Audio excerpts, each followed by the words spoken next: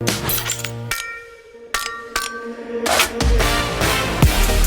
right, hey guys, welcome to the next episode of the Glow Collective. I'm your host, Dr. V, and get ready for today's solo cast.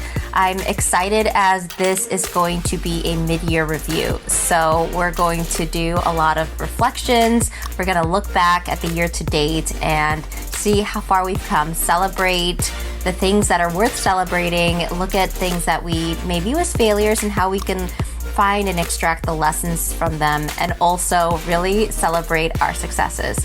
So I'm excited to do this live with all of you glow getters. And we are in the month of August, so already 8 months have passed, and 2021 has been a wild ride. So I'm sure many of you can relate and will relate to that. So to assist me in this solo cast, I've asked my team, so I've asked my girls at Integrative Dermatology and Laser Spa, that's my derm clinic, asked them to really put together a list of questions that the team wanted to know about and wanted to hear answers to. So some of these questions may seem random, but I think it's going to be fun, it's going to be insightful. I think we're going to learn a lot. You may learn a lot more about me and what makes me tick and how my mind works. And we'll just share and have really just a great time at connection and deeper trusting in ourselves and in each other.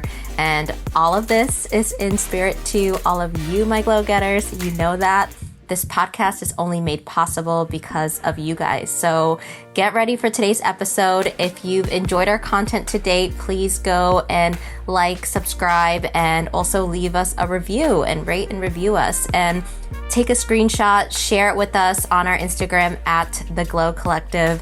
And also make sure to check out our sponsors. This podcast is made possible from all of them. And there's some really great promos and different things if you're interested in trying some of the beautiful offerings that our sponsors have. So, all right, without further ado, get ready to glow. All right, so question number one. I have not previewed the question, so I'm doing this live, which will be even more fun. So it's going to be a mix of skincare. It's going to be a mix of reflections and just a way to celebrate our successes, look back and celebrate things that I find that there are all blessings and lessons. That's all there is in life. And so to me, what may seem as a failure is actually a way to become a success and really to grow and push us into evolving into a better version of ourselves. And isn't that why we're here? To grow and evolve? I mean, that's why I'm here. So, all right. So question number one, these are anonymous. I wish I knew who asked these questions. We'll have to do this next time. Okay. So number one, pinpoint the moment that you knew you liked skin and skincare. All right. Pinpoint the moment you knew you liked skin and skincare. Yes. So I feel that this is a question that gets often asked in terms of when did you know you wanted to do dermatology? And I think when we look at skincare versus dermatology, there's ways, right? Dermatology is more the specific field and study of the skin and its skin, hair, nails, specifically as a medical doctor, physician, or PA, different things like that, but different from, some of the fun things that we get to do within aesthetics or if you were visiting the spa. So I'll share from both sides. So I do feel that the skin is a window into what's going on in the body, and not just in the body, in the mind, in the psyche. And it's very visual and very tactile. And I would say that growing up, I knew that I really just responded well to things that were more hands-on learning. I could listen, but honestly, just with staying focused, as if I was doing an activity, that was the best way for me to learn. And with dermatology, I really loved when I did my first rotation it was all visual. You could see, you had to learn to describe the patterns that you were seeing. And for those of you that are my patients or that have been in a derm office, if you've heard some of the descriptions, you know that it kind of sounds like a foreign language. You don't know what the descriptions are, the terminology, and it took learning a new language, but also it really, what I love the most is it's all about the subtleties, right? It's all in the skin, and we can go into as many layers and as detailed as we want to get to describe a single spot. So for example, I'll give you the example of a mole, right? So you have a brown spot on you. So most people would say, oh, there's a brown spot on this person's leg. So specifically, we would say, we're trained to give descriptors. So we would say on our patient's right anterior mid thigh, she has, or you could say right anterior upper leg, she has a 2 millimeter dark brown, symmetric, well demarcated brown macule, et cetera, et cetera. So you can see how detailed you can get. And there are very beautiful complexities and subtleties within different skin lesions, skin conditions. And the same thing translates within aesthetics. I love that dermatology and just skincare is a perfect blend of the visual, the tactile, but also of beauty and of symmetry. And I think there's just a lot of grace that comes into treating the skin, and just a lot of humility that, that I'm that I'm feeling right now, just coming to terms with all the reasons that I love skincare. I think another reason, of course, if we have to say it, right, is vanity. So, we live in a society where your appearance does matter. And so I love that with skincare, there's things that we can do to really change and shift and enhance a person's beauty, or on the contrary, like reveal a person's beauty. So someone that's struggling, with acne, or someone that has a lot of wrinkles, different things like that, or texture changes, scarring. Often we're not viewed, right? It's like people that look at us only see those lines or those scars. And when, within skincare and different things as a physician and treating skin, is that we get to reveal the person's inner beauty, their inner glow, and that which stems from the skin. So I did not answer the question because my question was pinpoint the moment, but I would say, yeah, definitely in residency, doing my first rotation, I just fell in love with dermatology and skincare, and just wanting to be the primary care of the skin. All right, so that was question 1. Question number 2, what does a typical Sunday look like for you this year? Okay, so I love how we're speaking about this year, as I find that seasons change, seasons shift, and, in training, I was more of an early riser, and now I definitely still, I'm not a super early riser, but Saturdays, I've at least this year, trying to make them more leisure. I think in the past, they were days for me to get a lot of things done in solitude and in quiet. And now I find that Saturdays are a day of being slow, of having no agenda, of doing whatever my heart desires. And whether that's, honestly, it's all about tapping into that playful essence and that joy. So usually as soon as I wake up, I love going outside, regardless of the day of the week. So that's pretty standard for me, to go outside and just be in nature and the sunlight to ground. I usually will do some yoga, do some mindful movement, maybe a walk. But honestly, I go outside and I usually just maybe do a couple stretches, but I sit down and I close my eyes and I come to my presence and whatever brings me to connection and faith. And that's usually God and connecting with spirit and universe. And I take time to breathe, to tune in, and just be present, be grateful, and feel the wind around me, the wind blowing on my skin, through my hair, to feel the sun shining through. How amazing it feels to heat up the skin, to light up the eyes, and I feel the ground beneath me, to connect with nature and that grounded stability that Gaia provides. And I really just take time to tune into all of my senses in a really present and tactile way. I think it's a beautiful way to come back into the present state and to shift out of the thinking mind into the feeling body. And so typically start out with a little bit of that. If there's any work that I need to do or attend to, whether it's a few emails or a couple things, I usually wait, as I really love those precious mornings to really go inward. And after that, I typically usually like to get a really good workout in. So I have a beautiful home gym that I love. And so typically get a workout, or if I'm not in town, honestly, it's being outside and moving my body and being present and grateful. So that's typically how it starts. And the rest of the day is either meeting up with family, friends, or just being quiet and doing whatever brings that playful joyful essence out. So typically that's how my Saturdays go as of late. My focus is not, it's totally on being present and releasing that go, go, go mentality and coming to a state of pause and poise and that graceful essence. You guys, sponsorships make this podcast possible, so please take a listen to one of my favorite sponsors. I want all of you glow getters to know that I will only talk about products that I personally use myself and truly love and believe in. I'm excited to announce that this episode of the Glow Collective is brought to you by Bellafill, one of my personal favorite fillers. As a dermatologist, treating acne scarring is one of the most impactful things that I do for patients to really help them increase their glow, increase their confidence, and help them feel more comfortable in their skin. Bellafill is the only filler FDA approved for the treatment of acne scarring. Now, what I love about Bellafill is that it works immediately, but it's also a long-term biostimulatory filler. So what that means is that it's promoting the growth of new collagen.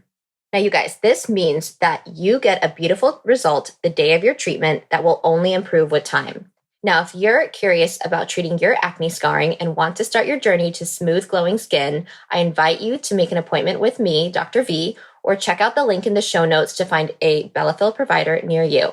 And if you're seeing me, mention this podcast to receive 10% off your first Bellafill treatment. Now back to the show. So question number 3, how many saunas and back massagers do you have? That is funny. Okay, so saunas are not portable. If saunas were portable, I probably would have a few of those. So we'll say 1 sauna, maybe 2 in the future, but 1 for now. And that's more at my parents' house, so I won't really call it mine. Back massagers? Oh my gosh. I don't even know if this is a fair question. I'm going to have a disclaimer that no one better judge me from how many back massagers I have, because I have probably at least 8 or 10. I have to laugh because I have one in my car. I have a spare in my car. I have like 2 at the office. I have like 2 at my house. I have like 2 at my parents' house. 1 in my boyfriend's car, so just like, yeah, many. And I like having a backup. So if one fails, there's always another wherever I'm at. So definitely several, but most of these are portable, small, and relatively inexpensive. So one of my favorites is just off Amazon. Get them for less than $30 or less than like $40, $50. And yeah, I swear by it. You can work on your back, your neck, get your glutes, you can get your abs, you can get your thighs, shoulders. So, always a beautiful time to just release tension. And whether you have 5 minutes, 15, 30 minutes, definitely an awesome tool. And honestly, it's something that I usually do gift a lot to people, because I find that we think when we need to relax or get a massage, we have to go somewhere and make an appointment at a salon or massage spa and XYZ. But I find that it's one of my favorite little hacks to bring instant relaxation and calm. So definitely I would recommend getting a back massager, it's honestly a portable neck massager. So that's what I would say. All right. So question number 4, what is the one thing you failed on but have learned so much from this past year? Ooh, that's a really good one. What is one thing I failed? I'll say I failed at and have learned a lot from this year. I guess I'll start with, I think 3 things come to mind. I think number 1, a lot of it stems from, I think, in leadership And leadership is something that each of us is capable of embodying. And I'm always fascinated by what are the qualities that really make an incredible leader. And, part of the reason why we listen to podcasts or we read inspiring things or, we connect with people who really light us up is most of these people are leaders in a sense where they're either setting a positive example, they're doing something unimaginable or incredible, or they're just living with intention and passion and conviction, and it's followed by action. And so I think within the realm of leadership, one of my lessons was again, it comes back to presence and being balanced. And I think when we're, as a growing team, you can't fulfill all the roles. And so naturally you find other people to help delegate and fulfill some of the roles. And I think as a leader, one of the biggest things that is just checking in on each other more often in a sincere way. And whether that's with team meetings or sending a text or call or just honestly checking in. I think that's one thing where I find that sometimes you assume or we assume that someone or situation is okay. And there's, been multiple things or examples that are coming to my mind where, you assume that someone's okay and then something happens. And whether that's, stemming from a breakup or, health issues or different things like that. I think part of it is not assuming things and checking in on people. And it doesn't have to be from the role. Often it's not from the role as a leader, but from a friend, a mother, a daughter, from that point of view, from the many roles that we play. So I would say that's one thing is assuming that the people around you are doing okay because you're doing okay. And that, I think I strive on building and maintaining and training my mind and my basically mental training and emotional intelligence and that emotional training to be able to withstand a lot. And sometimes we take for granted that others around us may not be doing okay. They may be struggling. And I am now more cognizant of the people around me and their behavior. And I'm, observe patterns and wanting to just ensure that the people around me are doing okay and checking in more often. So I would say that's definitely one that comes to mind. And it can be, within like the realms of work, like with my coworkers, or it could be at home checking in with, my brothers or my parents, my aunt checking in with, the people we love. I think that's a big thing. So, I think we often take people and ourselves for granted. And sometimes that person we need to check in on is actually ourselves. And we don't take time to check in with ourselves. And so that would be the one thing is notice the patterns and don't assume or wear that mask. Like if someone's, if you feel like someone's not doing okay, reach out to them. Or if you're not doing okay, open up. Because what I find is in the act of sharing, we actually learn that you and I are actually very much alike, more than we are separate or different. And, we're all going through our own journey and our own inner battles and victories and things like that. And in the act of relating and sharing, you'll find that we grow together, we grow stronger together, and we find a deeper level of connection and meaning. And that is why we're here. So that's number 4. All right, guys. And now for a message from one of our sponsors, Skin Better Science. In 2016, Skin Better Science set out to create a new paradigm in skincare to help patients like our glow getters achieve beautiful skin. I love that all of their products are free of fragrance and dyes, gluten-free, paraben-free, and cruelty-free. Their complex science-based products make for a simplified regimen for our clients, and results can be seen in as little as 4 weeks. I look forward to sharing more about their individual products in the upcoming podcasts. Now, some of my personal favorite products includes Alto Defense, which contains 19 different antioxidants to combat the aging process. I also love their compact SPF and SPF sticks.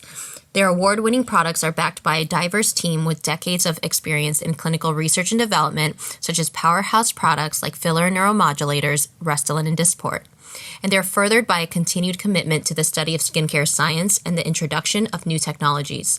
Their research focuses on testing the efficacy and tolerability of their final formulations, emphasized on clinical studies conducted by board-certified physicians. Now, if you're ready to try out Skin Better, check out their Instagram at SKINBETTER. That's at Skin Better on Instagram. And check out this link to order your first set of Skin Better products today. https://skinbetter.pro-drvskin. On to number 5. Is it true that you don't have to cleanse your face in the morning because there are natural oils in your skin? All right. Well, it is true that our body accumulates and builds up natural oils. We have, sebum production, which comes from our sebocytes or oil. Those are the oil glands. And it is normal to have, to create oils. We want our skin to be well hydrated. We need the oils in our skin to maintain the skin barrier. And if someone runs really dry, or if someone has been over exfoliating, or often if it's right after a procedure like laser resurfacing, you may not need to cleanse your face in the morning. You may just use water. And I think it all depends on your skin type, how your skin barrier is doing, and what the exact needs are. I find that I tend to run oily, oil-dry combo. I enjoy washing my face in the morning. I wash my face many times a day. Let's just say that, at least 2 or 3 times a day. And I think you can switch up your cleanser so you don't always have to do an exfoliating cleanser. You can do a hydrating cleanser. You can do a cleansing oil. And I find that I switch my cleanser depending on the needs of my skin. For someone that may have just had microneedling or laser resurfacing, for example, after I get one of these procedures done, my skin is very dry. It is very sensitive. And so I don't want to, honestly, the day after, I don't really want to wash my face with soap. I may just use water or use just a cleansing oil, but I don't want to strip the layers even more. So, to answer the question, again, it's yes, there are some people where they may not need to cleanse their face with actual soap. Majority of our glow getters will benefit from cleansing in the AM. And it just depends on your cleanser and your skin type. So there's that. All right. Question number 6. If you could describe the first half of your year, is there anything you resent or regret? Well, resent is a very strong word. It's a very polarizing word, and I don't really resent. I don't hold resent. So I'm going to replace that with regret, but I also don't hold regret. So let me rephrase it to something that actually resonates with me. If you could describe the first half of your year, is there anything you will say could improve upon? How about that? Or we could use anything you would do over. We'll say it that way. Let's see. Well, the first half of 2021 was very charged. I think, there had been, looking back now, like when you're in the middle of the storm, you don't realize you're in the storm. But looking back now, 2020 was when we had a big COVID scare at the office and we had to implement protocols. And this was the first week back from break, the first week of the new year. It was started off to a rough and I would just say tumultuous start, which I've come to accept as part of life. So that, and then I had a breakup. Let's see, I had recently moved into a new place, going through growth with the practice. What else happened this year? Honestly, took a lot of time to redefine the vision and the mission for my life, but also for the practice. It's when I made a promise to myself to start the Glow Collective, which was really incredible because it took a lot of work to get here. But I'm very grateful for that tenacity and determination and persistence, and for all the well-wishers out there. So is there anything I resent or regret? No, because I don't live a life of either of those. I find that it's best, I operate better when find that everything is part of its own divine order, and everything plays a role and a purpose, and things happen in the way they happen. And the best I can do is learn and look back and be like, I love how I handled this situation, or I loved how this turned out. What was different? Like, what was I doing? What were the people around me doing? What was I feeling? And spending more time embracing that element of it. So no, there's nothing I would really change. I think everything happens exactly as it should. And that is the truth. And that is one of my truths. And I would never want to go back and change the past, because that past has defined my present. But what we can change is the present moment. We can change how we feel right here, right now. We can change the thoughts in our head in any given moment. And that is where I do play the more active role, is in how I feel and how I choose to handle any given moment. So that's the answer to that question. All right, number 7, Glow Getters, here we go. What has been your hardest yet most valuable lesson you've learned? And how does that impact you or your loved ones? This is a really good question. Whew. My hardest, most valuable lesson.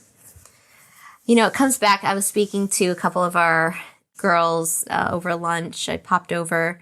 I'm recording this on a Monday. I'm usually not in clinic Mondays, but I usually will stop by the office and make rounds or run errands. So I had popped in and just happened to talk to Diana and Jess, two of Diana's my podcast assistant. Jess is one of my medical assistants. And so we were just talking about life.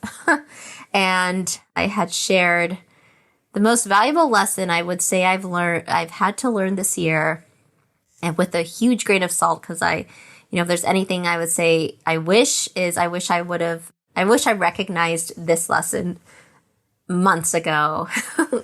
So, but that's okay. Everything happens as it should. So yes, I would say is to, when we talk about individuality, I think in today's society, there's such a big pull and push towards the individual, to being authentically you, to rising and living your authentic truths. And even if it affects or hurts another person, if you're in your truth, that's okay. And that's where individuality, I feel, is getting some misguided energy behind that when it's presented in that way. And don't get me wrong, I think individuality is I think it's important. We're all very unique individuals, and we're here to share our own gifts and come into our truth. We're meant to live in a life that is authentic to ourselves. But what we forget is that we live as part of a collective group. We live as part of a community. We live as part of a family. We live as part of a team. As solo as sometimes we may feel, our actions do impact those around us. And even, some of those that are in closer proximity may feel the effects of a behavior or action as we live in that individuality and following our authenticity. And my biggest lesson was to learn and define your truths and live in your authenticity, but in a way where it brings harmony to the collective, where it brings harmony to the group as a whole, because each person, in a group plays an important role. And it is important for, one of my core values is harmony and unity.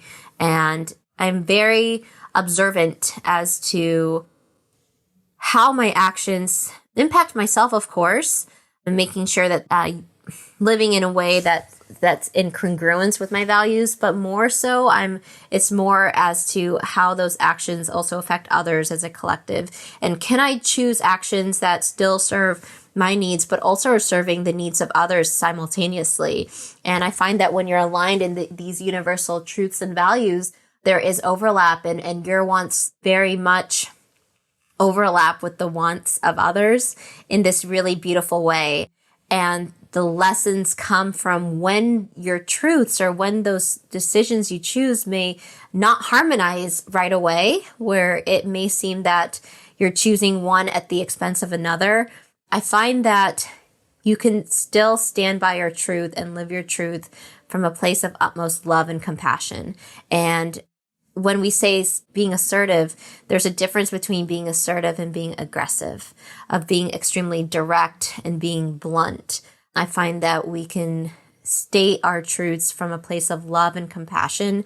And in doing so, we are protecting ourselves as an individual and protecting our authenticity, but we're doing so in a way that's harmonizing with those around us. So that would be my most valuable lesson, is to lead with a deeper sense of compassion for myself and for others as we each are on our own journey. And so that would be my valuable lesson that I had to learn.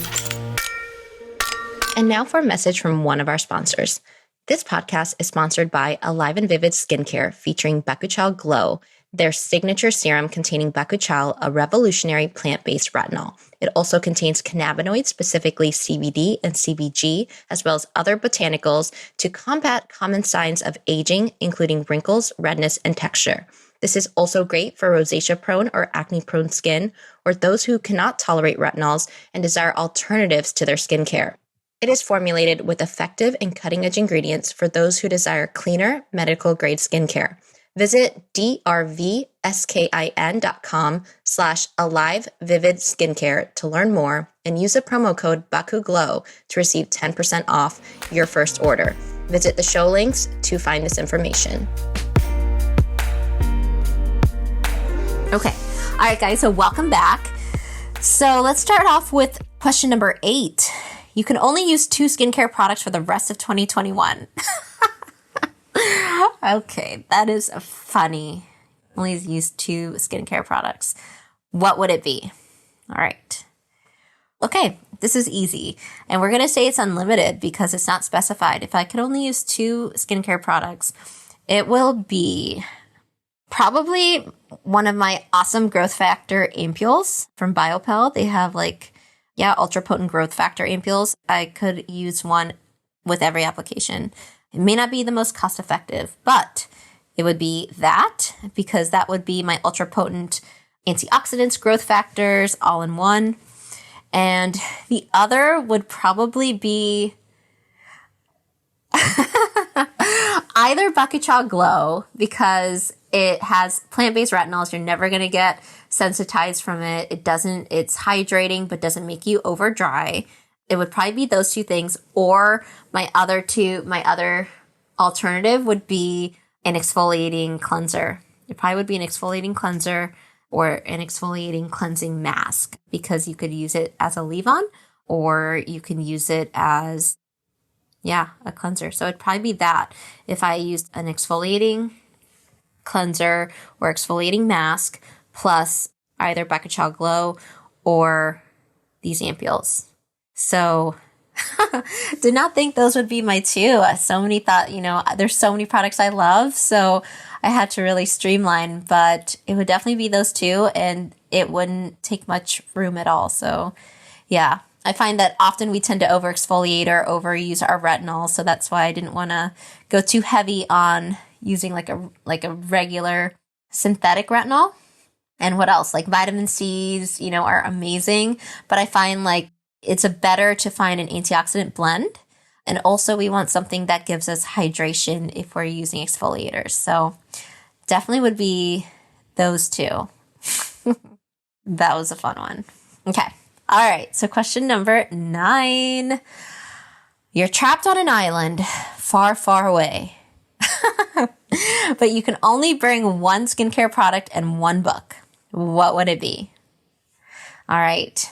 Well, if I can only bring 1 skincare product ever, gosh, this is a little tricky. I would have to maybe say Bakuchiol Glow or the ampules. I would have to say one of those 2, because you can exfoliate. If I'm on an island, I can use the sand to exfoliate. It's a physical exfoliant, and hopefully it's a salt water. So that's also really great on the skin. And so the main thing I would need is just some antioxidants, because there's probably going to be a lot of sun. And so definitely would want something that can target all in one.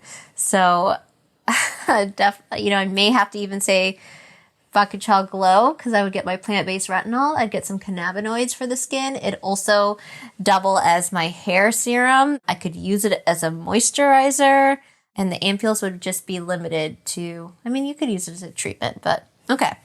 That answers part one of that. And so if I could only bring one book, I would definitely bring, so there's this book called Man's Eternal Quest. And it's hands down one of my favorite books that's just so compelling. It's written in this like provocative, like it just calls at my soul. Like reading it, like my soul can't help but be like, yes, why am I not taking action on these things? Why am I not leaning towards God?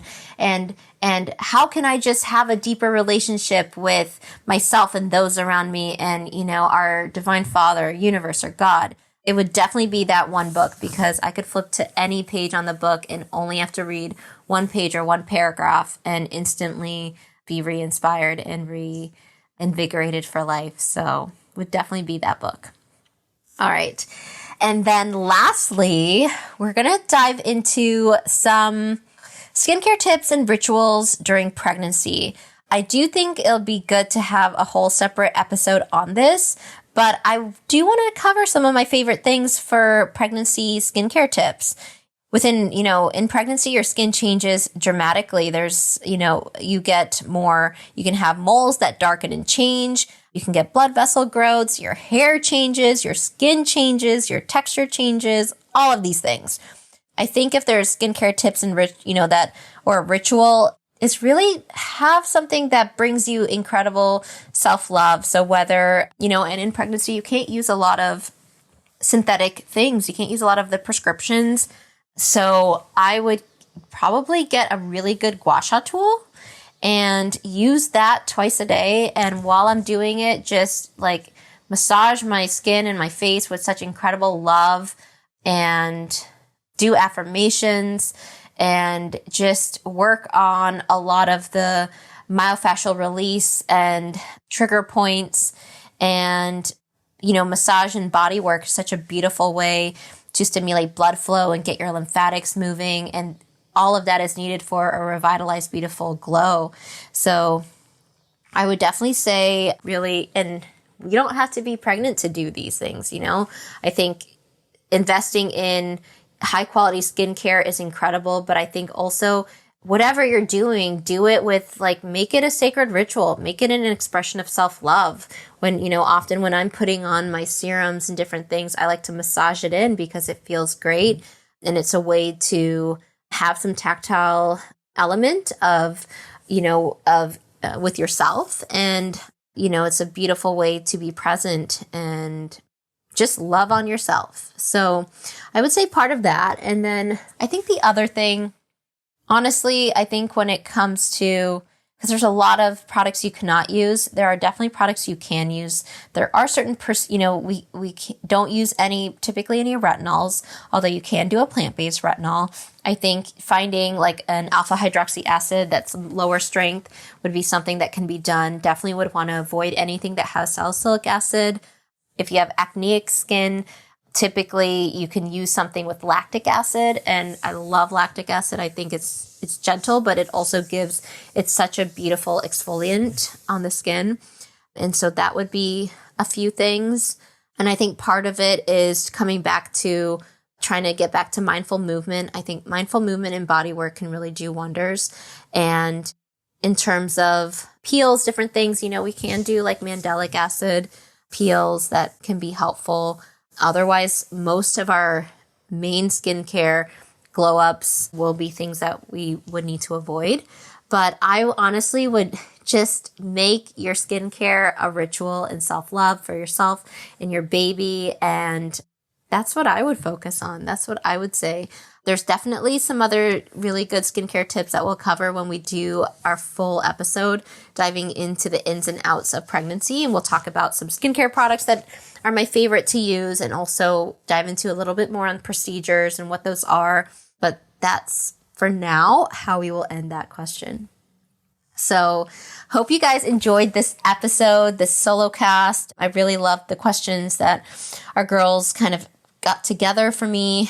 If any of our Glow Getters have questions, definitely let us know, because we will compiling the list of questions to ask me that we will cover in one of our future solo casts. So definitely let us know. And again, if you love our content, we'd love to know. Rate, review us, subscribe, and let us know what you love about it, what you would love to see, what topics you would love to hear more about, what type of people you would love to hear about, and would love to just bring value, incredible value to all of you guys. So, all right, Glow Getters, have a beautiful day. All right, guys, if you enjoyed this episode of the Glow Collective, I humbly invite you to take a conscious moment to keep this vision glowing. I would love for you to subscribe, rate, and leave us an honest review. And if this podcast resonates with you, share it with 3 or 4 of your family friends, tag me on Instagram at DRVSKIN, and let me know which words and messages really hit home for you. Let's get the message growing. And why? Because I really want you to glow. Our time is now, and this podcast is only made possible because of you, because I am called to give back to you and share these ideas, thoughts, and messages with all of you, my intrigued glow-getting listeners. We are high vibrational beings here to grow and feel. We are meant to create and perceive deeper experiences of connection and to ultimately enhance the level of love and joy in our relationships of our life. So this is a wrap to today's episode. I'm your host, Dr.V. Stay tuned for the upcoming episode of the Glow Collective, and let's live, love, and glow.